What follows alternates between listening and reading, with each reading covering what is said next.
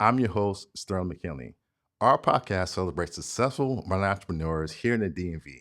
We share their inspiring true stories, valuable insights, and tips on building a profitable business that stays in the black. Today, we're speaking with Rick Lambert and Eric Scott. Their company, Rick Scott Designers, is a luxury brand specializing in premium menswear and apparel, catered for comfortability and durability. Rick and Eric, welcome to In the Black. How's it going? How's it going? What's one fashion trend that you hope never returns? That's a good one. What you got, Rick? For me, it's definitely skinny jeans on men. Okay. All right. What about you, Eric? I'll say sagging, and I think we can put those together. I mean, if you sag Right. in skinny jeans, come on. I mean, it's worst of the worst. Put Right. some pants on. Great. So taking those two, I mean, they should be in between. So you're saying not too tight, not too baggy, but in between? Yeah, we can do fitted. Fit. I like Absolutely. that. Fitted, tapered, it looks, if it's fitted to your body, it Right. looks more custom or semi-custom. Okay. When you're wearing skinny jeans, I'm okay on that. Okay. Yeah. So going to our next question, talking about, the right fit makes a difference. So what makes your garment stand out from the crowded men's market? Because it seems like every day there's a new brand popping up. If you're a celebrity, entertainer, actor, what makes your garments stand out and how they're different? Well, for one, we didn't tackle the same lane as many as you mentioned celebrities or Okay. influencers. See a lot of athleisure. You see a lot of streetwear brands popping up, every few months. And we decided to move in the direction of, semi-custom, semi-formal wear. Okay. A big piece of that is just the attention to detail that we put into the selection of the materials, the practicality, the function of the shirt. Some things that a consumer doesn't find important until after they make the purchase Hmm. is actually how does a shirt feel on them? Right. Because you can try it on in the store, Hmm. but for the most part, you're not moving around the way you would at a job interview Right. or day to day at the job. Hmm. So the practicality and the functionality is super important, and I think that's what helps us stand out. Right. Eric, anything after that? Yeah, so I really think like Rick is saying, we kind of reverse engineer everything. So we look at the Okay. problem first, and then Right. so, I mean, as we may allude to at some point, both of us have a little background in music, right? So, sometimes, a good DJ doesn't just play the music they like, right? They play the Right. stuff Right. that's gonna move the room, right? So that's Right. kind of how we approach design, really. What Hmm. moves the people what moves the crowd that we want to hear our music, right? Right. How can we reach the market? And that's kind of how we design. Like we could put out what everyone else is doing, but we take a unique approach to that and say, hey, in doing this, what do we experience wearing a shirt? One of the things, Right. just so one product, just to speak to that example, our dress shirts, this same one that I'm wearing now, right? A lot of Mhm. I mean, I grew up in Dallas and I live in California now. There's no shortage Right. of moments for me to perspire. Right. So it's easy to Right. sweat. Right. And we all know what that feels like, Right. sweating in a dress shirt. Hmm. So we engineered a Right. sweat guard into our dress shirts, things like Okay. that, right? We address the problem Right. and kind of reverse engineer that way. Okay. Great. Yeah, Yeah. I like what you said. I think back to when I was a kid going to church. Your mom puts you in a suit that doesn't fit, doesn't feel right. They put you in an itchy sweater. So I think that's now where, I feel like society now is going backwards. Yeah. Once we were all dressed up, things were fitted, we cared about our appearance. Now, because I think people were scarred because things were then fit, they were uncomfortable. Now we're just all the way pajamas. So I think that's good, making clothes that you feel good in because you really should feel comfortable. You should be able to raise your hands and squat and Yes. do all those things. So that's really important. Absolutely. So you mentioned you both have two diverse backgrounds in business and also creative arts. So what motivates you to start Rich Scott Designers? What was that idea to spark that say, hey, let's go into fashion? So I'll tell you, it actually, I mean, I got a call from Rick. So this is a Okay. quick little story. I won't go too far into it. So Right. Rick Scott, the name actually came from Rick and I working on an album together. It's a, So, and that's kind of how we did that. So Rick Scott what was it? truly. The name of the album? What was the name of the album? So I believe the name of the project was going Okay. to be Sweet 609, if I'm correct. That was a long Yes. that was a Yeah. long time ago. I didn't have much more hair, but I had a little more, right? So it was a little while ago. Right. But I believe it Hmm. was Sweet 609. But in taking Okay. that, so Rick kind of approached me and says, hey, we Right. we want to address a need, and the first one was a dress shirt. So we kind of saying, well, how do we Mm-hmm. approach this as a business? So it's truly a product of both creative expression and kind of paying homage to our lineage. Just Right. a little example of that. So the name Scott, right? So Rick is Rick, and I am Scott. And where does that come from? Scott is actually my father's Right. last name. Many of us Okay. don't carry our father's last name, and I did not. But we had a kind of it was an interesting relationship growing up. But we worked on that, and that's kind of what we promote, right? Growth, progress, bringing things together. So it's Right. a great way to pay homage to my father's lineage once we reconciled and use that name. So that's kind of how we Okay. approach the business.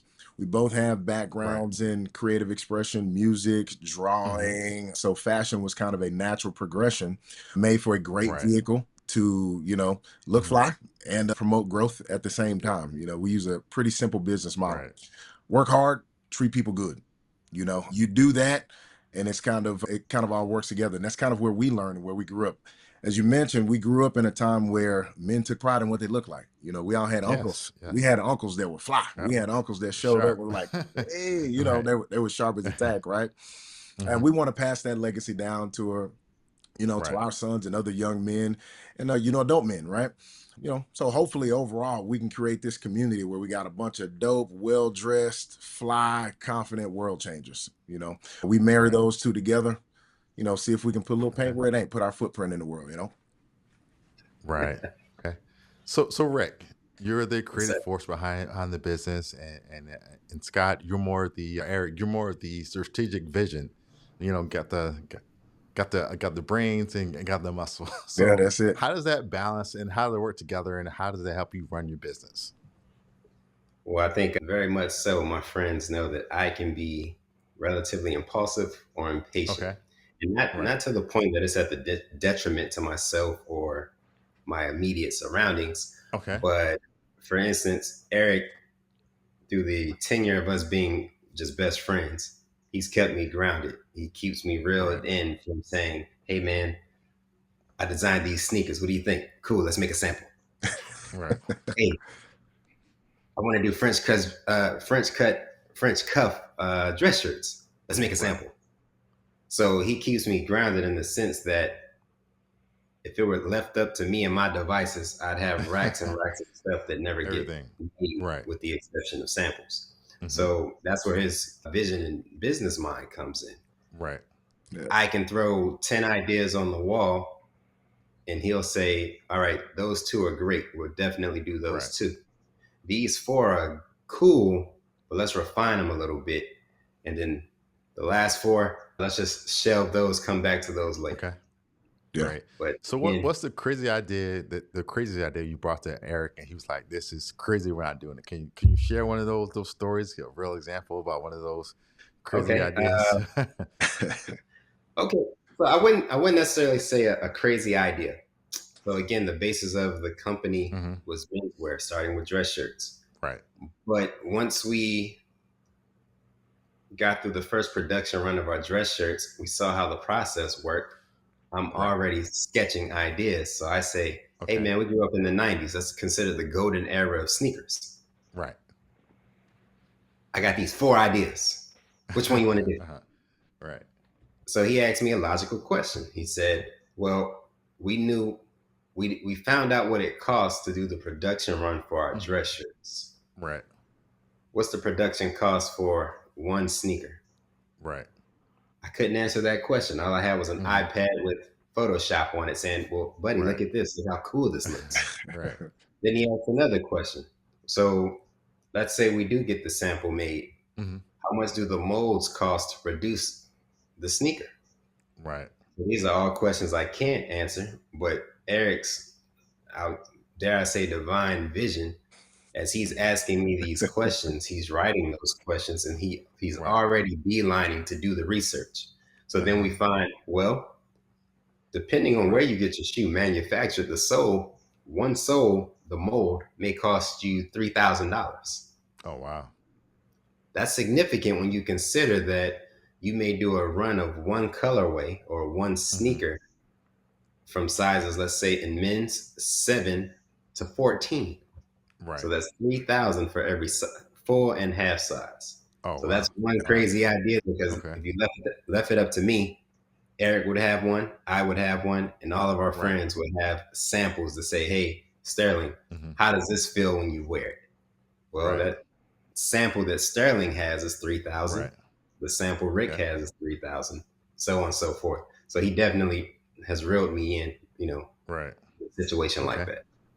Well, if you ever have an idea for a shoe again, I wear size 12. Take the 3,000 and send me a pair. So There it is. Okay. let's do it. So we talked about shoes, aspiration into that. Talked about menswear and shirts and so on. But really lay out what is the scope of your products and what are some of the things that you produce. So we're doing a lot of things actually. So Okay. so like Rick says, so the funny thing is you can say Rick sets them up and I'll knock it down, right? Like Rick is the idea guy, which is great because I'm an overthinker. And I'm gonna tell you, Right. Sterling, I will find every reason for an idea not to fly.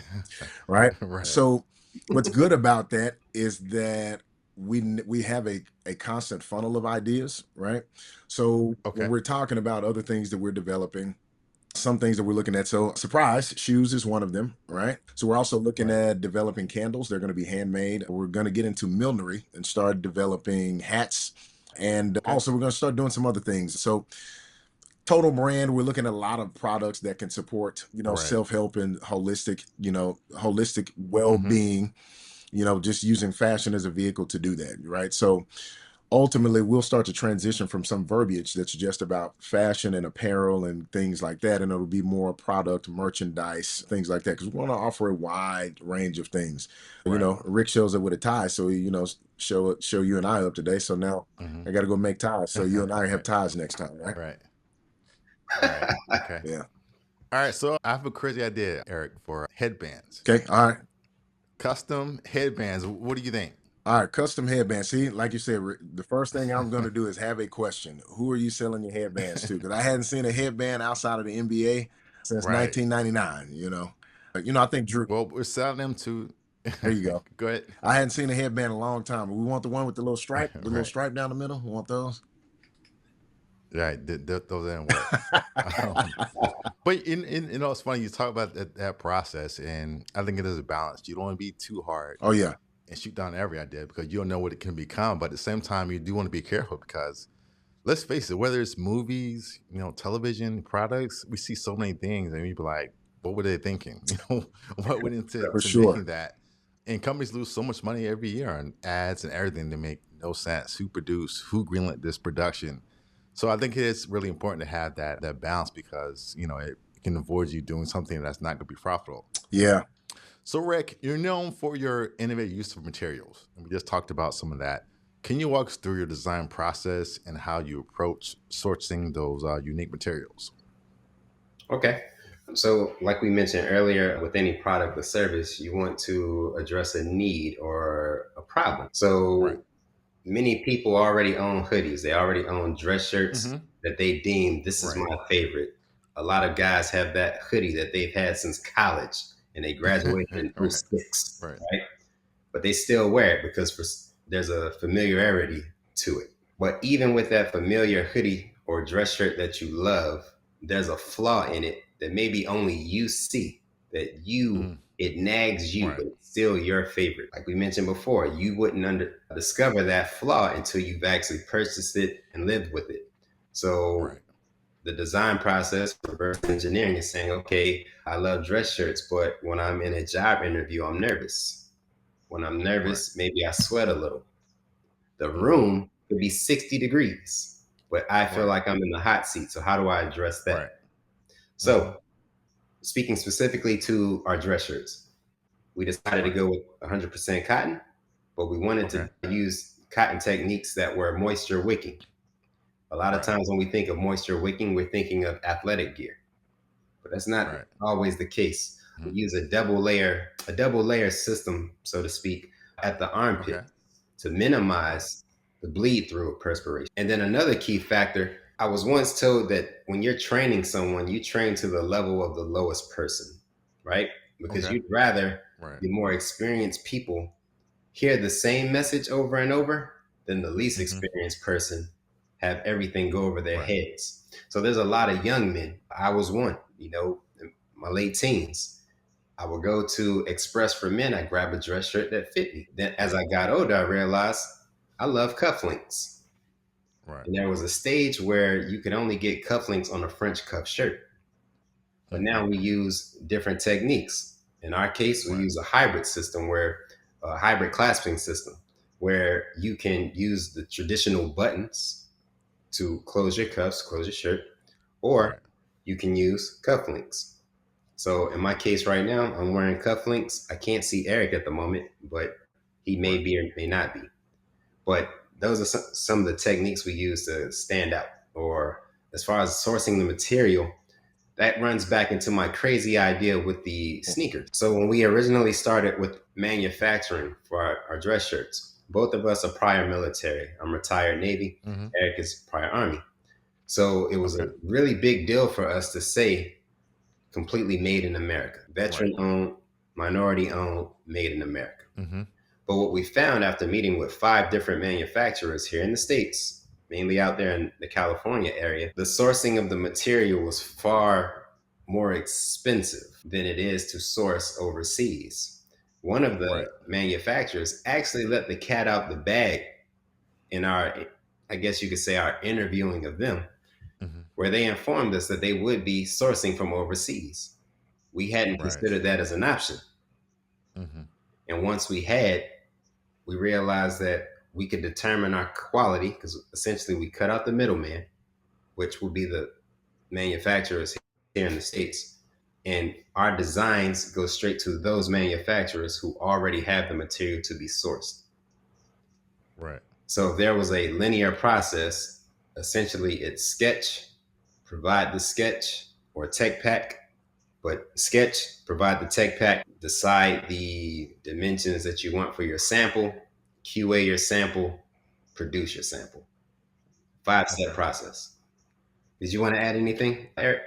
No, I think you covered everything well on how we how we source things. I do know that even when we go into sourcing, when we find a manufacturer, I know we must get on their nerves, but we are very particular about every single detail. I Right. mean, if it is canted, if a tag is canted to 2 degrees to the left, we will scour through it and say, hey, this one thing is incorrect. So we are very, so even if we were not originally able to source them the way that we chose to do, we are still maintaining the line, right? We are not going to sacrifice quality for whatever, right? Right. That's where we are. Like, so sourcing, I will tell you, I mean, it goes through, for us, it is a heavily scrutinized process. Mm-hmm. You go to manufacturers and you tell them what they want, and they will present you what is easy for them. We'll say, hey, that's a cool story, Right. but that ain't what I asked you for, right? And they said, well, what Right. you want does not exist. Perfect. We need it Mm-hmm. from scratch. Our hoodies are a great example of Right. that. Those hoodies have been in development for Mm-hmm. 2 years. And while that may seem like a long time, Right. everyone that put one on said the same thing. These feel amazing. They move well. Not too hot, Right. not too cold. Mission accomplished. Yeah. Right. Following, following up on that, how do you manage finding that sweet spot between making a profit and ensuring your customers see the value and staying competitive in the marketplace? Because once again, you can have the best Yeah. materials, but if it's too, pricey or it's too low, customers won't see the value. And so, how do you strike that balance with your materials and also your pricing? So I'll tell you, it's really easy to kind of get sucked into that. Honestly, we see a lot of that in fast fashion, right? There are tons of fast Right. fashion platforms out there now where maybe the materials or the quality or none of those things really matter. But for us, that's just not something we're going to sacrifice, right? So we hope that we've made it Right. clear, right? That yes, quality is paramount. We take our time in Hmm. sourcing everything. We make sure all of our design elements are meticulous. Fast fashion, it can be lucrative. It can be lucrative really quick, but that's Right. not our immediate goal, right? So profit Hmm. is a byproduct of behaviors, right? So what do those behaviors look like in your company and our company, right? So that's what we do, Right. right? We focus on the behaviors. Business, okay, take care of itself with some oversight, of course, some know-how, but it is a Hmm. byproduct of how you carry yourself and how you carry your company, right? So everything that we design has a meaning. Right. Whether it is the fit of the shirt, it's not just to make you look good, right? It's to make Right. you feel as good as you look in the shirt, right? The sweat guard that Rick talked Right. about, as a practical matter, yes, it prevents you from seeing sweat, but what does that do? In a job interview, what does that do? That gives you confidence, as you said, to raise your hand, to say that, hey, I have a question, Right. I have a problem, I have an Right. issue. It gives you the Right. ability to say that, right? So, sustainability, Hmm. we kind of look at it from that standpoint, right? What is going to be a need for good? The need for good is going to be profit for a very long time, right? If Right. we just address an immediate need and we produce something, that's a way to get rich quick, but we see a lot of brands die off that way. We'd rather build Hmm. on a foundation of sustainability, meeting people where they are, and quite frankly, Right. allowing our market to grow with us. That business model has proved to work pretty Hmm. well for us. Right. Yeah, I love that you bled into my next question, but talking about sustainability and Yeah. fast fashion, because like I said before, every day there's a new brand Man, yeah. popping up and it's overseas, and you place your order, you get it, 80 days later. I'm not waiting that long to get my shirt, even if that shirt is $2, but you really get what you You pay do. for. I bought a pair of pants years ago from H&M. Fit great the first time I wore them, and they shrunk like Yeah. 4 inches. And it's like, what's the point of buying this? And like, literally, I felt you buy some clothes and you wash them a couple times, they that, disintegrate, they go that is away. true. And I remember, coming up, I had a cousin that was really big into fashion. He had a lot of polo, and sweatshirts and everything. And he would have shirts for years, wash them and everything, and give them to me. And they still look new. They still Yeah. had their body, they still had the color to them. So I think that's important. And, I think in society, we're all about the Yeah. short term. But what's the long term? Buying a product, buying a shirt, buying a hoodie that actually going to last you, because in the long run you probably end up spending more money because you have to Oh yeah. constantly go out and replace that product. On that's why I've started buying nicer shoes. You can buy that shoe with the plastic sole, but how far is that good to go? Yeah. How far is that going to last you? But spending the money, buying a shoe, spending a couple $100 that will last you through the Yeah. years. So I think that's really important to strike that balance. So moving on to the Yeah. business side. So your brand is, how long have you been around? 2021. Yep. So 3 years. 3 years. Okay, so pretty new still. So obviously you're big on leveraging your community, your friends and family, social media. But how do you use your network to drive awareness and sales about your brand? One key thing for us is the consistency or maintaining some level of consistency when it comes to posting. A lot of times, people, entrepreneurs, or consumers in general, they get their information from sources that they're comfortable with. That makes sense. So if your typical Right. day to day is to wake up, pull your phone out, and jump on any form of social media, that's what you're going to do. Mm-hmm. So we have to make sure that our faces are there when you wake up. There's others who immediately may get their news or their updates on what's going on from the world, not from cable networks, but from YouTube. So we have to make sure that we're Right. leveraging YouTube as well by setting up our YouTube Mm-hmm. page. Make sure, ensuring Right. that we're putting worthwhile content on that page. Again, our slogan is Right. growth over comfort. So Okay. that entails a lot of things for adults, husbands, wives, fathers, mothers, just men and women in general. Right. So growth may not necessarily be, let me dress professionally today. Growth may be, Mm-hmm. well, I feel like I'm 10 pounds overweight. What do I do to lose that 10 Right. pounds? Well, that's Mm-hmm. cool. Rick Scott, we got you. We'll have a video showing or engaging with our clients or just the world in general to say, hey, for Right. 30 minutes every Sunday, we're going to jump on an exercise bike. You're going to let us Okay. motivate you for 30 minutes to just push through a Right. spin class. You Right. may leave that experience Cool. feeling empowered, ready to move Right. forward through the day, even if that's to go sit back on the couch and play Xbox. Or if you're going to get out and say, hey, I'm energized, let me get the kids Right. together, we're going to go see a movie. So the consistency of just putting our brand in front of our family, our Right. friends, but most importantly, those who don't know us. That's how we get our brand Right. recognition. That's how we get our names at the top of mind. Eric, anything to add to that? I really think that's I think we do try to do a really good job of not only being consistent, but like I said, we're very intent on targeting, like target marketing. right? Target marketing, like Right. what demographic do we want to reach? So actually, we had a meeting pretty early on with a gentleman who's been running business in Phoenix, Arizona. And this gentleman ran his Okay. business, a brick and mortar clothing store in Phoenix, Arizona during COVID. And he didn't have to close his doors once, didn't Right. have to do anything, and picked his Wow. brain. And I says, hey, well, how do you do that? Right. And he says, well, if you try to reach everyone, you'll reach no one. Know who you're looking for, Mm-hmm. and then you'll reach people you didn't know were you looking for you, Right. right? Let other people Right. tell the story for you, right? So that's what we try to do through social media is present Mm-hmm. our story, share that, and bring some of those people that are part of the story along with us. As Rick said, we're veterans, right? We did Right. a lifetime of service and had fun doing so, and now we're on to the next venture, right? So we have the luxury of bringing those people along with the journey, so they get to help us tell the story, right? And that story looks different to everyone, but that's how we maintain a broad reach. Let's talk about beyond retail. One thing I discovered in my business a while ago is there's multiple streams of revenue things you can do that are related to what you do. So, what are some creative ways you create streams of revenue?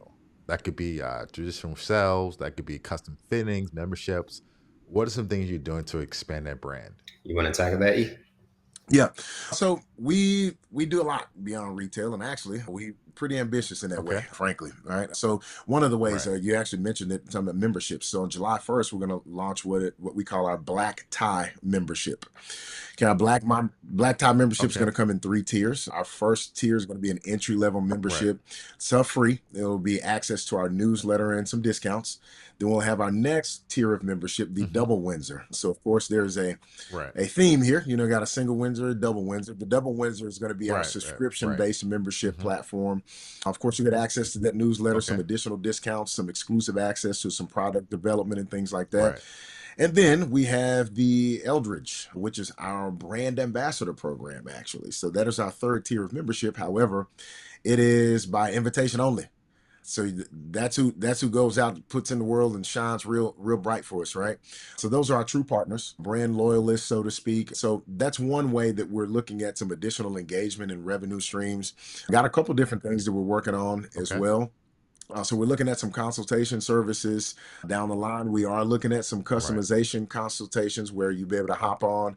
And I think we're kind of letting the cat out of the bag a little bit right now. But Rick is actually working to develop with some to where we'll be able to do some semi-custom suits, working with some partners to do that. So you have a Okay. consultation and Awesome. we'll do everything Right. shirt, suits, all of those things custom. So we're looking at a few things like that. We're kind of fleshing those things out.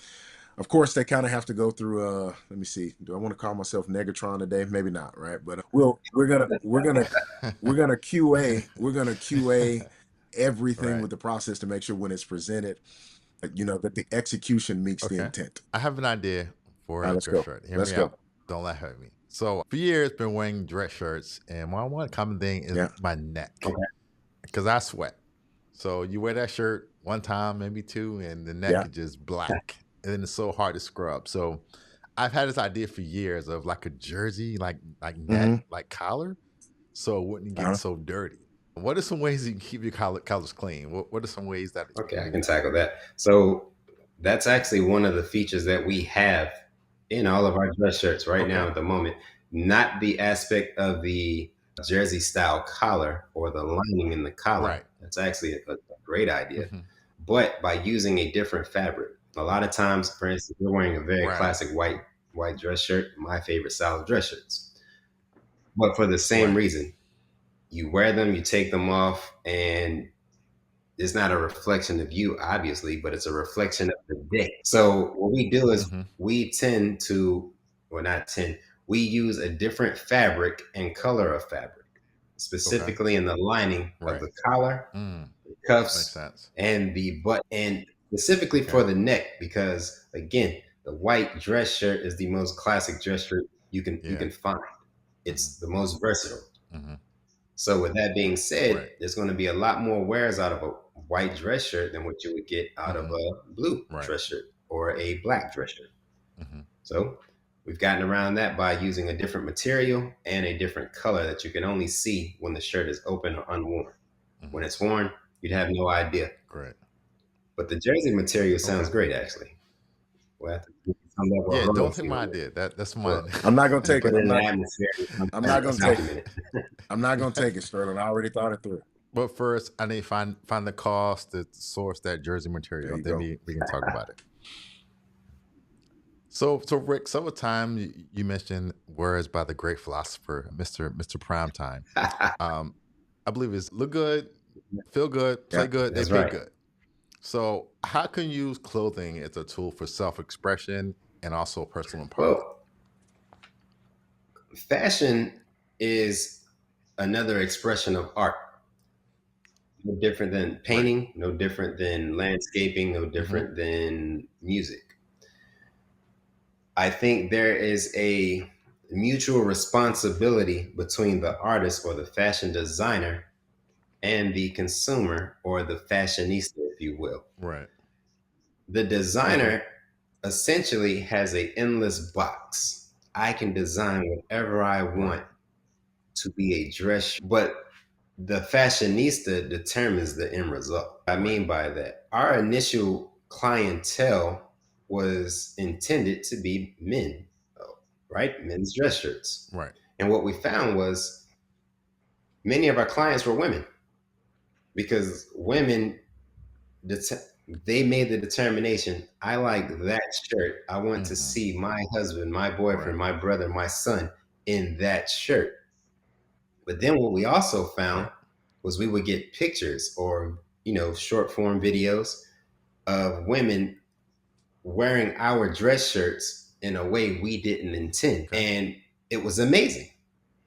So now that Right. tells us as the artist, wow, someone has basically remixed your song. Right.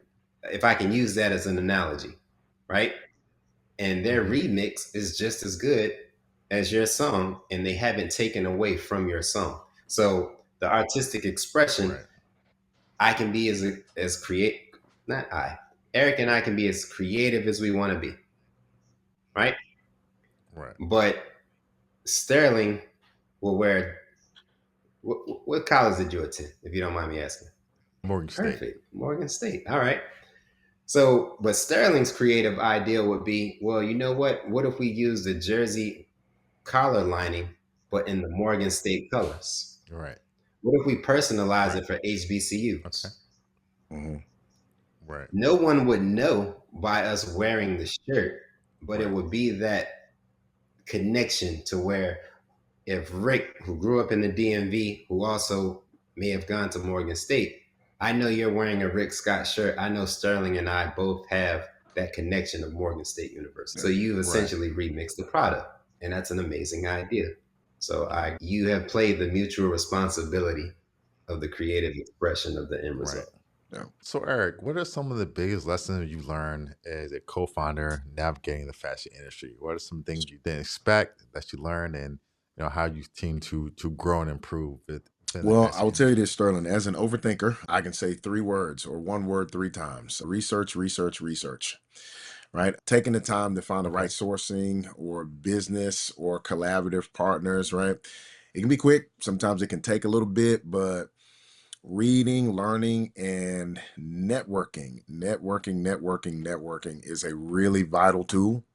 That way we find different avenues of delivery, right? We can develop new ideas. More importantly, we identify new needs. That's really how we get the pulse of our market, right? Reaching out, reading, learning.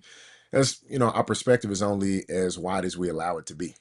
I grew up in Dallas, in the inner city in Dallas, and Rick Right. grew up in, Southeast DC. So before, I left there, I mean, like I said, I lived in Brooklyn for 5 years, but I grew up in Texas, so when Hmm. I remember getting there and someone says, hey, let's go get Spanish food for lunch. And I got there and man, I tell y'all, I was expecting some of the finest tacos and burritos I'd ever seen, but that was my limited perspective, right?